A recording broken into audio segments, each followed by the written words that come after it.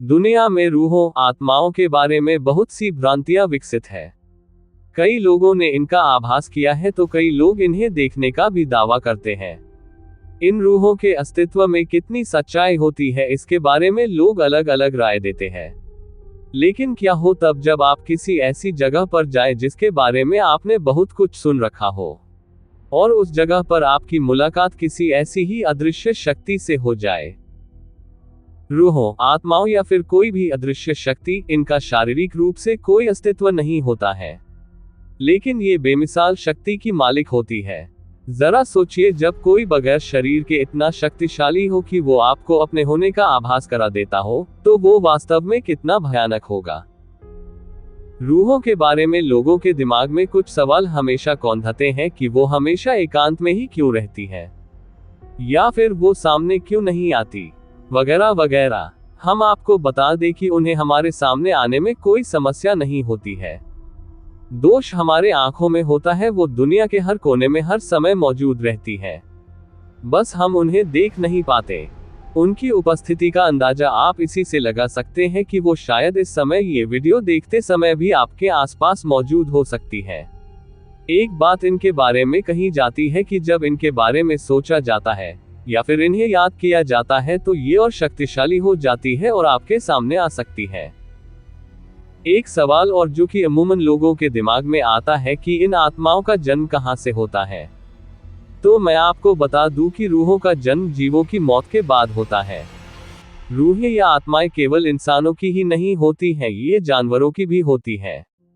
जहां तक रहा सवाल इनके आकार या फिर संरचना का, तो वो सदैव विचित्र ही होती है, जैसा कि हम इंसान पहले कभी नहीं देखे होते हैं।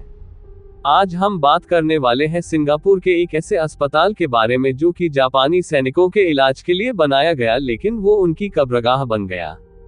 आइए चलते हैं मौत के उस भयानक सफर पर, जहां हम आपको बताएंगे पुराने चंगी अस्पताल के बारे में। चंगी अस्पताल का निर्माण सन 1930 में कराया गया था। यह अस्पताल नॉर्थवन रोड के किनारे चंगी गांव के पास बनाया गया था, इसीलिए इसका नाम चंगी अस्पताल पड़ गया। उस समय यह एक मिलिट्री अस्पताल हुआ करता था। द्वितीय विश्व युद्ध के दौरान सिंगापुर के चंगी गांव के आसपास जापानियों का कब्जा हो गया था। उस समय हजारों की संख्या में जापानी सैनिक इस अस्पताल में लाए गए थे। इस अस्पताल में उन सैनिकों का इलाज किया जाता था। इलाज के दौरान इस अस्पताल में सैनिकों को उपचार देने के लिए पर्याप्त साधन मौजूद नहीं थे। इसके अलावा रोजाना सैकड़ों की संख्या में घायल जवानों के आने का सिलसिला जारी था। उस समय इस अस्पताल में नर्स, चिकित्सक और कुछ सुरक्षाकर्मी भी थे। सैनिक इतने ज्यादा घायल होते थे कि उनको बचाना कठिन होता था और देखते देखते हजारों की संख्या में जवानों की मौत होने लगी।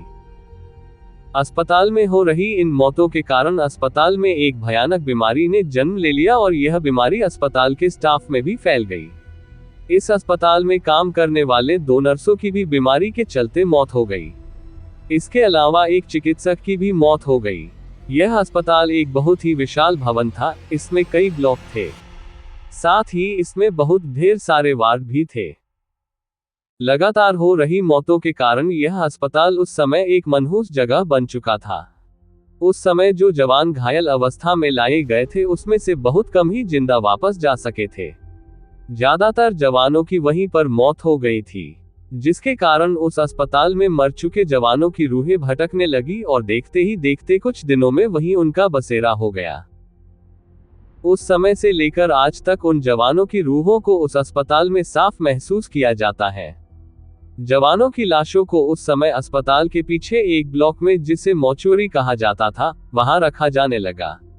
रोजाना सैकड़ों लाशें लाई जाने लगी और मौत का तांडव शुरू हो चुका था। अस्पताल के दूसरे माले पर कई बार रात में लोगों ने एक बूढ़े व्यक्ति का साया देखा। इसके बारे में अस्पताल प्रबंधन को भी बताया गया, लेकिन इस मामले पर किसी ने भी ध्यान नहीं दिया। एक बार एक व्यक्ति दूसरे माले से अचानक गिर गया और वो बुरी तरह जख्मी हो गया जब अस्पताल में उसका इलाज किया जा रहा था। उस वक्त उसने बताया कि उसे ऐसा महसूस हुआ कि किसी ने उसे जबरदस्ती धक्का दे दिया हो और कुछ दिनों बाद उस व्यक्ति की मौत हो गई। उसके बाद से दूसरे माले पर लोग अकेले जाने में डरने लगे। कई लोगों ने दावा किया कि उस माले पर किसी के ठहाके लगाकर हंसने की भी आवाजें आती हैं। अस्पताल में एक नर्स का साया भी बहुचर्चित है। एक बार एक जवान का इलाज करते समय एक नर्स से कुछ गलती हो गई। उस समय जवान गुस्से में उसे बुरी तरह मारने पीटने लगा। उस समय वो नर्स पेट से गर्भवती थी और उस जवान ने पैर से उसके पेट पर भी वार कर दिया। पेट पर वार करते ही वो नर्स जमीन पर तड़पने लगी और मौके पर ही उसकी मौत हो गई। तब से लेकर आज तक कई बार उस नर्स के साये को वहां देखा गया है। उस नर्स का साया आज भी कई बार जमीन पर रेंगता हुआ खुद को बचाने की गुहार लगाता हुआ दिखाई देता है। कभी कभी वो अपने हाथ में एक खंजर लिए घूमती है। एक व्यक्ति ने दावा किया कि वो जब अस्पताल के तीसरे माले पर गया था तो उसने वैसी ही एक महिला का साया देखा था, और जब उसने उसके करीब जाने की कोशिश की तो वहां पर महिला और बच्चे की रोने की आवाज आने लगी, जिसके कारण वो वहां से भाग खड़ा हुआ। चौकीदार का भूत इस अस्पताल में कहीं भी मिल जाता है। इस चौकीदार के बारे में कई लोगों ने दावा किया है कि उन लोगों ने उससे बात भी की है। कुछ ऐसा ही मामला दो भाइयों के साथ भी हुआ था। दोनों भाई अपने स्कूल से वापस लौटकर इस अस्पताल में घूमने के लिए आए थे। अस्पताल के गेट पर आकर उन्होंने अपनी बाइक खड़ी की और अस्पताल के अंदर दाखिल हो गए। अभी वो कुछ ही दूर गए थे कि तभी अस्पताल का चौकीदार उनके पास आ गया। चूंकि दोनों भाई पहली बार उस अस्पताल में आए थे और पूरा अस्पताल वीरान था, तो उन दोनों भाइयों ने उससे बातें करनी शुरू कर दी। जब वो कुछ दूरी पर बात करते गए और दूसरे माले पर पहुंचे तो चौकीदार ने एक भाई का हाथ पकड़ लिया और कहा कि बस बहुत घूम लिया तुम लोगों ने, अब घर जाओ। जैसा कि दोनों भाइयों ने बताया कि उस आदमी के पास से भयानक बदबू आ रही थी और उसकी आवाज भी काफी भारी थी।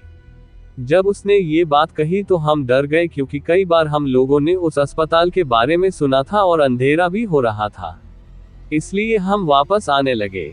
जब हम वापस आ रहे थे तो हमने चौकीदार से पूछा कि आप कहाँ रहते हैं, तो चौकीदार ने उसी तरफ इशारा किया जिधर उसने हमें जाने से रोका था। फिर हमने पूछा कि आप यहाँ क्या करते हैं, तो उसने बताया कि मैं कई सालों से इस अस्पताल में लोगों की सेवा करता हूँ, लेकिन मुझे बहुत दुख है कि यह अस्पताल अब बंद हो गया है, लेकिन मैं इसे नहीं छोड़ सकता। इतना कहकर वो सीढ़ियों से नीचे उतरने लगा। हम दोनों उसके पीछे पीछे नीचे उतरे, लेकिन वो नीचे कहीं भी नहीं था। इतना देखकर हम दोनों वहां से निकल गए और बाइक के पास आ गए। हम दोनों काफी डरे हुए थे और जल्दी जल्दी में बाइक का लॉक भी नहीं खोल पा रहे थे। इसी समय एक भाई की नजर दूसरे के हाथ पर पड़ी, जिसके हाथ को उस चौकीदार ने पकड़ा था। उसके कलाई पर एक काला निशान बन गया था। इतना देखते ही दोनों घबरा गए और वहां से भाग निकले। इस अस्पताल में चारों तरफ रूहों का कब्जा है।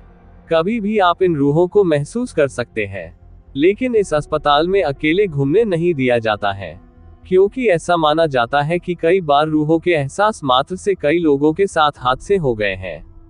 विशेषकर दूसरे माले पर, वहां से अब तक 3 लोगों की अपने आप ही गिरने से मौत हो गई है। यदि आपको इन्हें महसूस करना है तो कभी भी यहाँ अकेले न जाएं।